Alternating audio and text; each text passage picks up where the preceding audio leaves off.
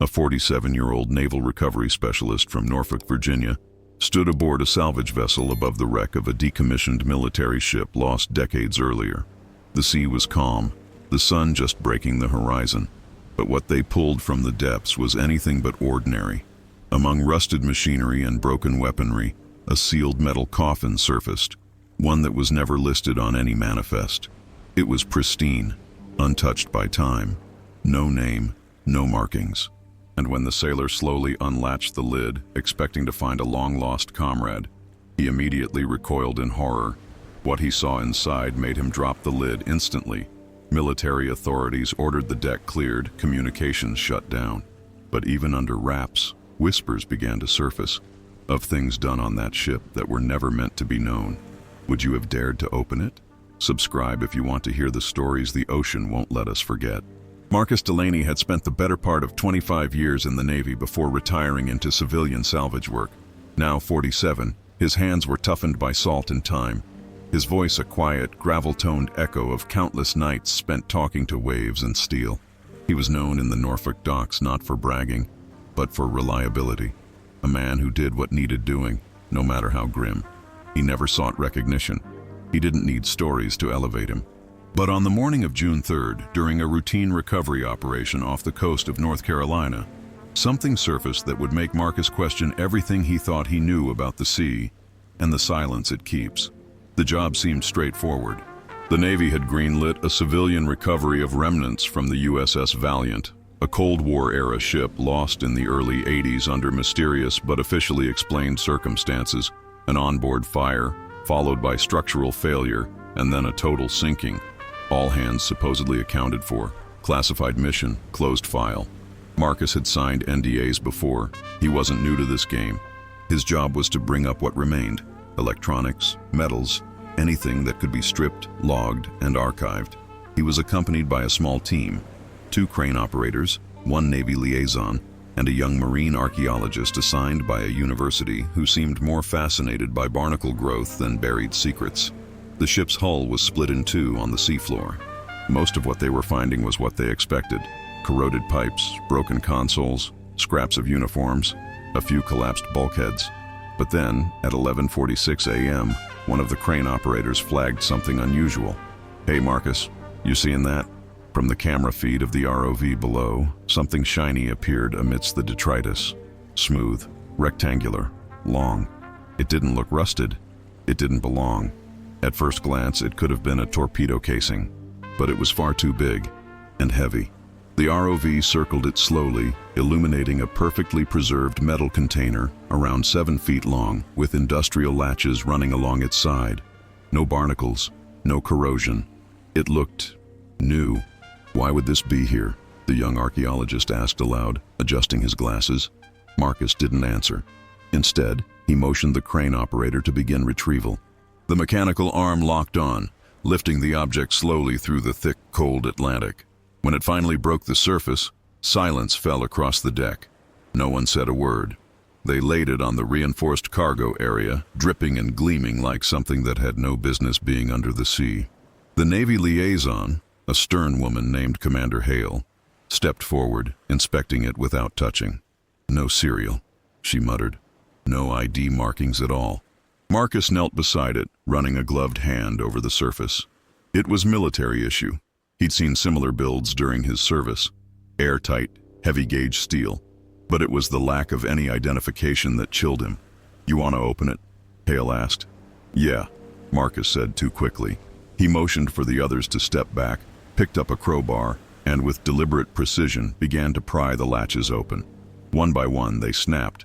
A hiss of released pressure whispered into the air like the coffin had been holding its breath. And then, he lifted the lid.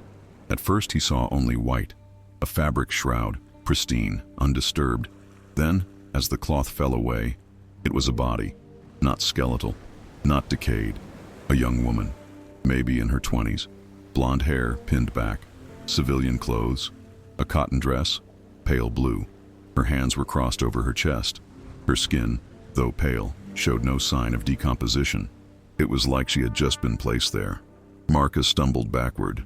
The lid slipped from his fingers and slammed shut with a metallic bang that echoed across the deck. No one moved. No one spoke. Commander Hale's voice was the first to break the silence. "This never happened," she said. They cleared the deck, ordered all recordings to be erased.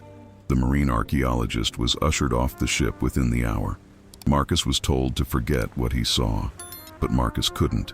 That night, lying in his bunk aboard the salvage vessel, he replayed the image in his mind over and over. The girl's face, the unnatural preservation, the fact that she wasn't in uniform, the absence of a casket ID. Something didn't add up. It gnawed at him. Why would a civilian be sealed inside military hardware at the bottom of the ocean? And more importantly, why was her body perfectly preserved after nearly 40 years beneath the waves? He returned to Norfolk days later. The operation officially concluded. The Navy took custody of the container. No public report was filed, no press release, nothing. But Marcus wasn't ready to let it go. He quietly reached out to an old friend, Charlie Jenkins, who had once served as a logistics officer aboard the USS Valiant during its final missions. Retired now and living in a small house on the outskirts of Chesapeake, Charlie met Marcus on his back porch with a bottle of whiskey between them. "You were there," Marcus said, "weren't you?" Charlie didn't answer immediately. He stared into his glass like he was looking at something long buried. "There were things on that ship," he finally said. "Things we weren't supposed to ask about. People we weren't supposed to talk to." "What do you mean, people?" Charlie hesitated. "They brought civilians on board. Not many, just a few. But I saw them. Always kept separate from the rest of us. Guards posted. And then one day they were just gone. No transfers, no discharges, just gone." Marcus's heart sank. "You think they were executed?" Charlie looked away. "I think whatever happened to them was never meant to be recorded." That conversation stayed with Marcus. He started digging quietly, through public archives, newspaper clippings, even obscure naval records, but every path led to a dead end. The Valiant's final voyage was scrubbed clean, and then an envelope arrived at his door. No return address. Inside were 3 photographs, old and grainy, but unmistakable. One showed the sealed container on the deck of the Valiant, years before it sank. Another showed the same young woman, walking down a corridor aboard the ship. The third showed her restrained to a chair, eyes wide in terror.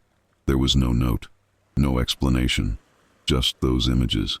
Marcus knew then that this went deeper than a salvage operation. Something had happened aboard the Valiant, something dark, off the books, and buried deep beneath bureaucracy and time. But the ocean had remembered, and now, so did he. If you've been watching this far, ask yourself, what kind of operation requires the silent execution of civilians aboard a military vessel? Who was the woman, and why was she preserved so carefully? Could she have been a test subject, a witness, or something else entirely? Let us know what you think happened aboard the USS Valiant. Drop your theories in the comments. Where are you watching from? We love hearing from viewers all over the world. Your insights might help us uncover more pieces of this haunting puzzle. And if you want to hear more true mysteries pulled from the ocean's depths, be sure to like this video, subscribe to the channel, and turn on notifications so you never miss a story the sea tried to hide. Because the truth, it doesn't always sink.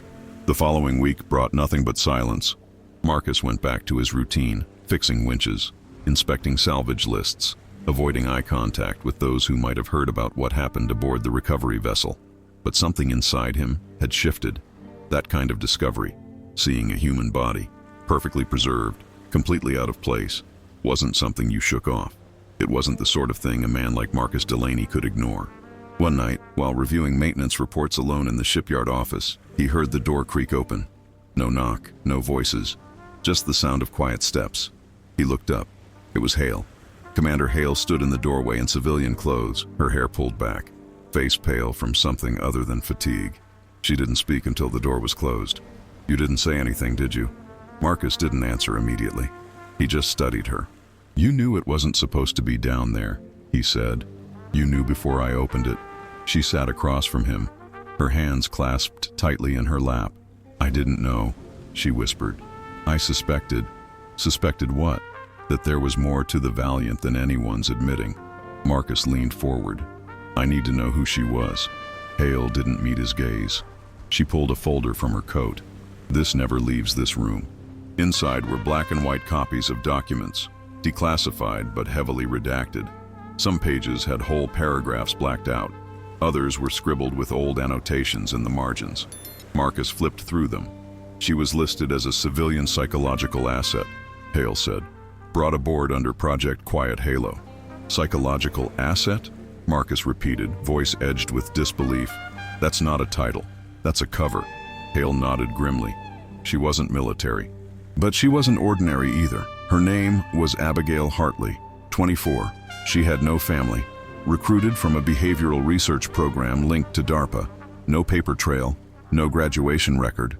But we found fragments of a psychiatric evaluation that mentioned enhanced resistance to isolation and stress exposure. Why would they test that on a Cold War vessel? Because, Hale said quietly, it wasn't a warship anymore. It was a floating lab. The word hung in the air. Marcus felt the cold settle in his chest. He turned another page. A blurry image showed a figure seated in a steel room. Abigail, it had to be, with wires trailing from her head. Not medical monitoring. Something else. The caption beneath read, Subject QH-4A, Day 17. Auditory isolation in progress. She was being experimented on, Marcus said. Hale nodded. There were 4 others. Abigail was the youngest. The last entry in the file mentions an unsanctioned procedure during transit. After that, no records. No burials, no memorials. Just a coffin dumped at the bottom of the ocean, Marcus said bitterly. She was never meant to be found. There was a long silence between them. Then Hale leaned in. You didn't drop the lid because you were startled, did you? Marcus swallowed hard. He remembered it vividly now. How his muscles had locked. How his breath caught. No, he said. It was something else. What did you feel? Marcus looked at her, then said, like she looked at me. Hale didn't laugh. She didn't scoff. She just sat there, very still.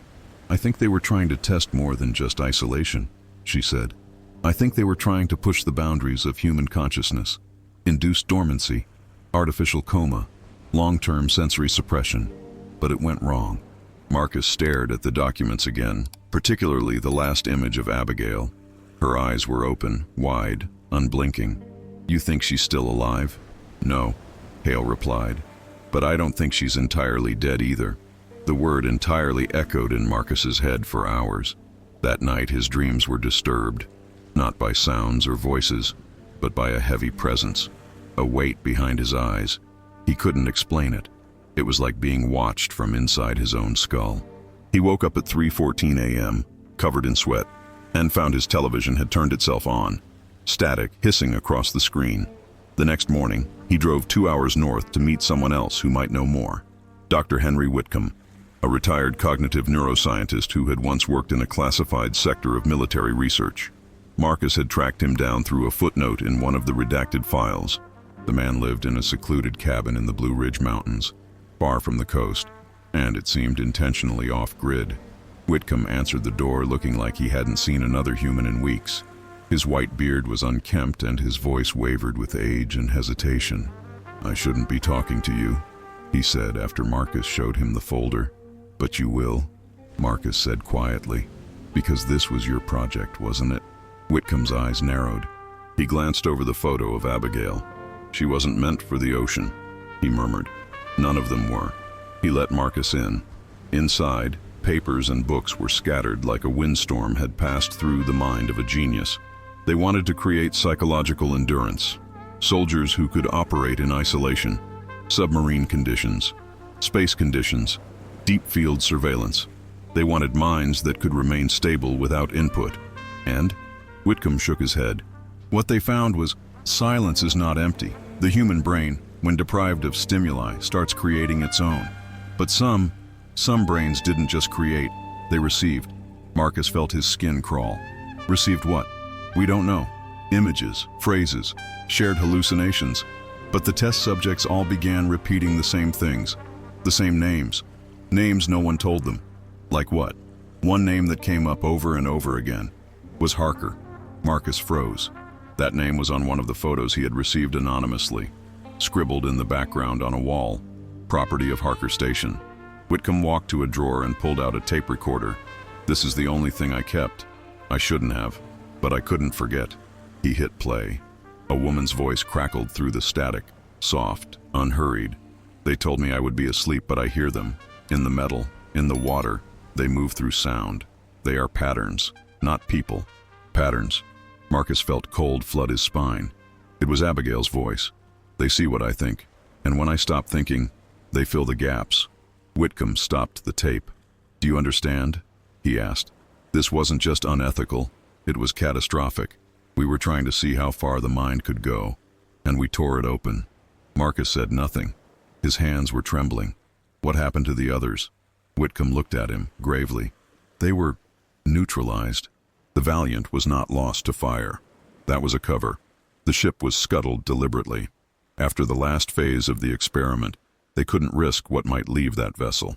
You're saying they sank the ship to bury what was on board? Yes, all of it, including her. Marcus left the cabin with more questions than answers. But one thing had crystallized. Whatever was done to Abigail Hartley hadn't ended when she died, or whatever state she was in now. It was still active, echoing, like a frequency you couldn't unhear once it entered your mind. The next day, Marcus returned to the shipyard. He didn't speak to anyone. He went straight to his storage locker, opened a sealed trunk, and pulled out a single item wrapped in cloth, the crowbar he had used to open the container. He hadn't touched it since. When he unwrapped it, his breath caught. Etched along the side of the metal bar, faint but unmistakable, was a single word, scrawled like it had been burned into the steel: Harker. He hadn't seen it before.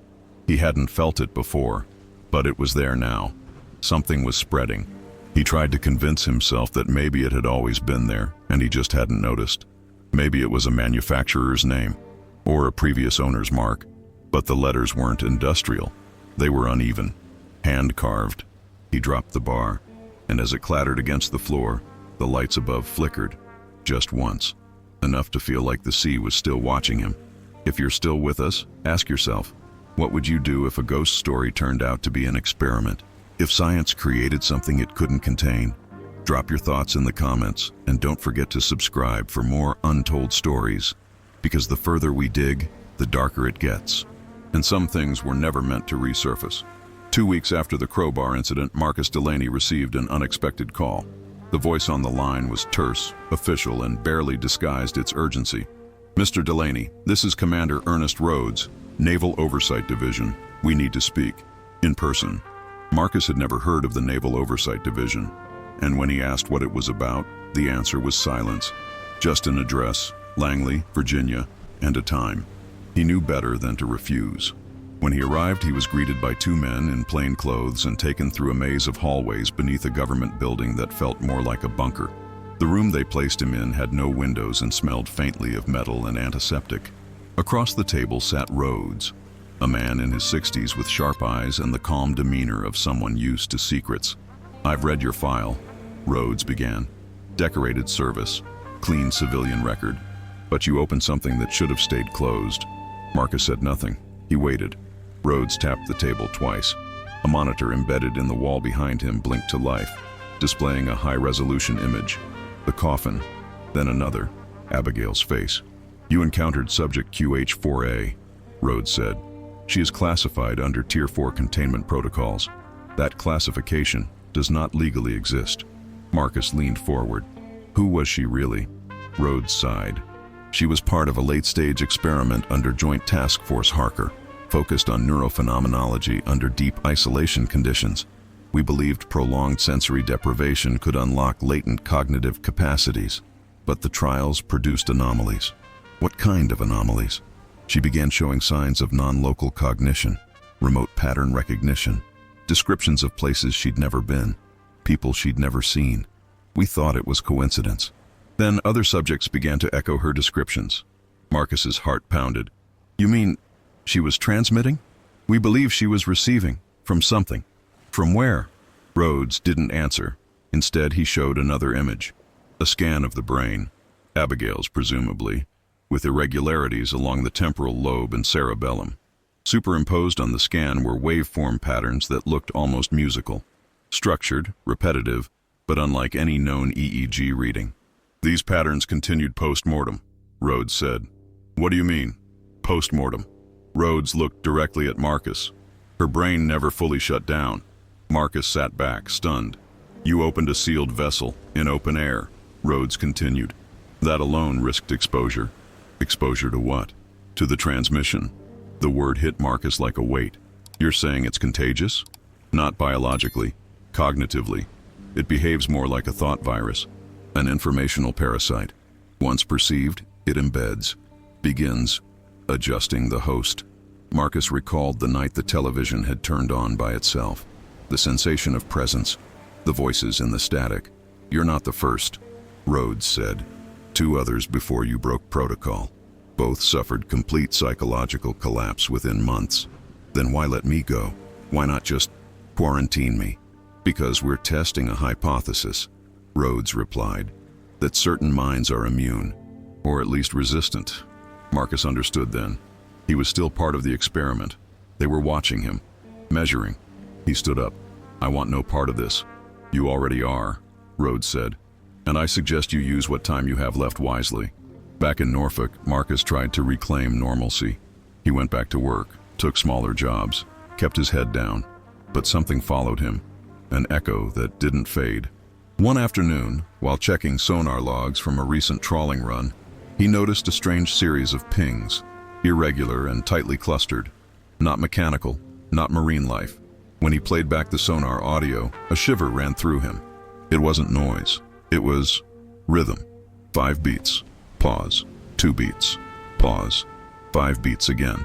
He wrote it down, 5 to 2 to 5. Then, for reasons he couldn't explain, he searched the number in the database for the Valiant. Section 525, Experimental Containment Bay, sealed during final voyage. He stared at the screen, then rose abruptly, grabbed his keys, and drove to the home of the marine archaeologist who had been on the recovery vessel, Eli Sanders. Sanders had vanished from the public eye shortly after the incident. When Marcus knocked on his door, there was no answer, but the curtains twitched. He was inside. It's Marcus Delaney, Marcus called out. I know what you saw. A long pause. Then the door creaked open.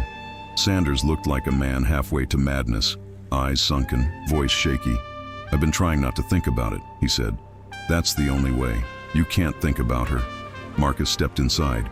I need to know what you saw, right before they took you off the ship. Sanders rubbed his temples. She blinked. Marcus felt his stomach drop. I know she was dead. I know that's impossible, but I saw it.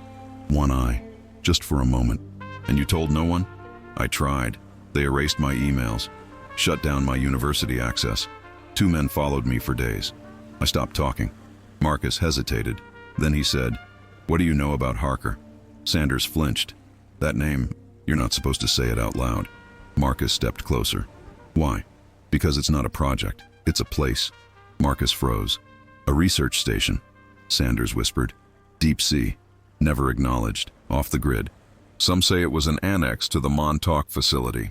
Others, that it was autonomous. No oversight. No exit. Where? Sanders pulled out an old map, folded and marked with pencil notations. He pointed to a spot in the Atlantic, several hundred miles from Bermuda. No shipping lanes, no islands, nothing. It's not on GPS, but the coordinates are there, if you know how to look. Marcus stared at the dot on the map. Everything led there. The coffin, Abigail, the whispers, the experiments. The name etched into the crowbar, Harker. The next day, Marcus met again with Commander Hale. She looked exhausted, like she hadn't slept since they last spoke. I'm going, Marcus told her. To the coordinates. You won't make it near that zone, Hale said. It's heavily patrolled. No fly, no float. Then I'll go under. Hale didn't argue. She only handed him a flash drive. Take this. It's the last known audio transmission from the Valiant. It was intercepted during their final moments. I wasn't supposed to keep it. What's on it? Hale looked down. Her voice, and something else. Marcus took it.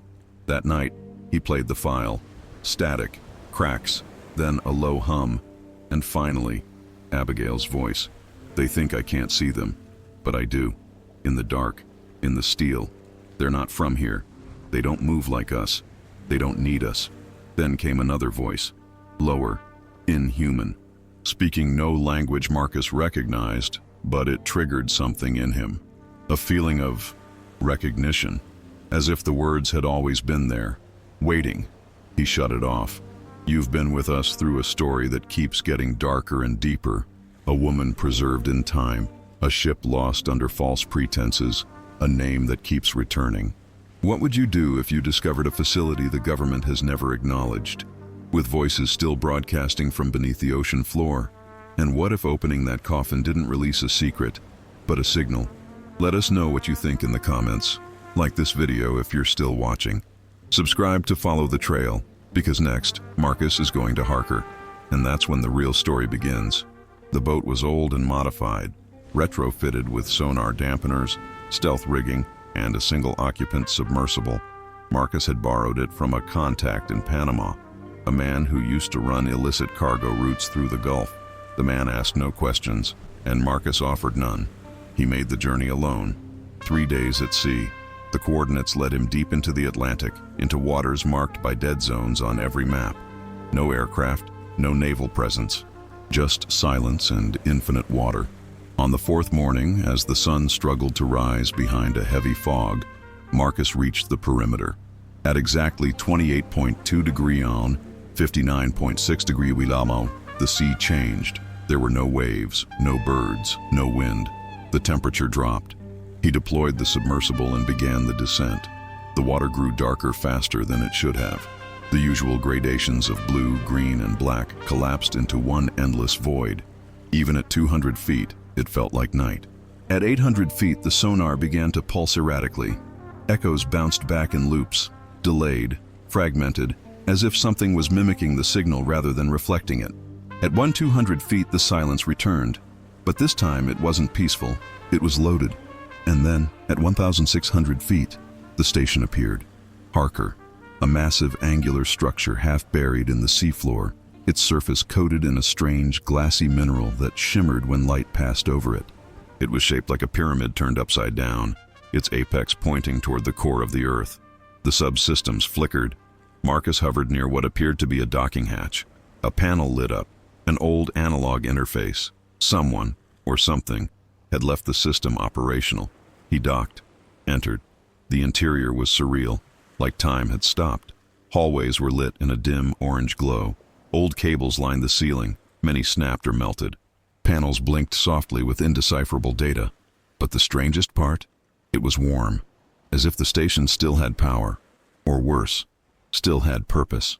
Marcus moved carefully through the corridor. A voice echoed faintly in the distance. He turned his head. Then again, whispers, familiar. He passed what had once been a lab. The walls were covered in handwritten equations, layered like 1,000 different minds had all written over each other. But in the center of the room sat a pod, glass, sealed, empty, except for the name etched into the base, QH-4A Abigail. She had been here. This was her origin point. He moved further in. One door at the far end of the corridor was labeled Section Delta 5. The handle was warm to the touch. When he opened it, he found the truth. The chamber was spherical, its walls lined with reflective metal. In the center was a chair, bolted to the floor, surrounded by suspended cables. A control panel blinked with unreadable symbols. And in the chair, a body. Thin, desiccated, but not dead. Its chest rose and fell in slow, shallow motions. Electrodes were fused to its temples, and its eyes were open. Abigail, but not as she had been. Her features were gaunt, skin almost translucent, yet she was alive, suspended, preserved, sustained by something beyond biology. Marcus approached, and her head slowly turned. "You shouldn't be here," she said. Her voice was cracked, distant, like an echo from somewhere deeper. "I came to find the truth," Marcus replied. "You already knew the truth," she whispered. "You just wanted to see it. What is this place?" Her eyes flicked toward the walls. "A receiver," she said, "for the transmission." "The transmission from where?" She smiled faintly. "Not where. When?" Marcus's breath caught. "We weren't decoding a signal," Abigail said. "We were building one. Something that would be recognized by them. An invitation. To who?" She didn't answer with words. Instead, she opened her mouth, and a sound filled the room. Not a scream, not a note, a frequency. It bypassed Marcus's ears and went straight into his skull like 1,000 voices speaking at once, all perfectly in sync. Images slammed into his mind, of the valiant, of bodies floating, of rituals performed not with words but thoughts, of researchers slicing open the fabric between cognition and reality, tearing the veil that separates human perception from something infinitely older. He fell to his knees. The sound stopped. Abigail's eyes closed. She exhaled for the last time.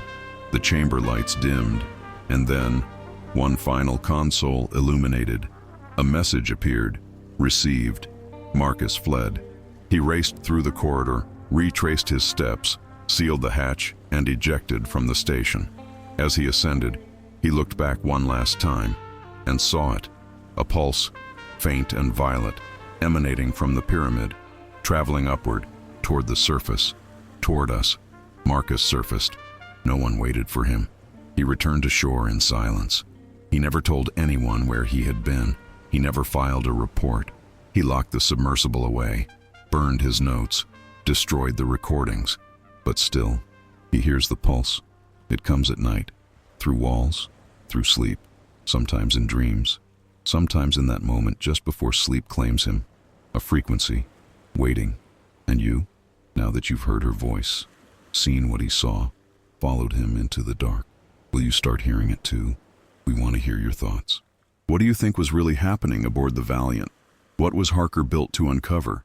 Was Abigail a victim or a gate? Let us know in the comments below.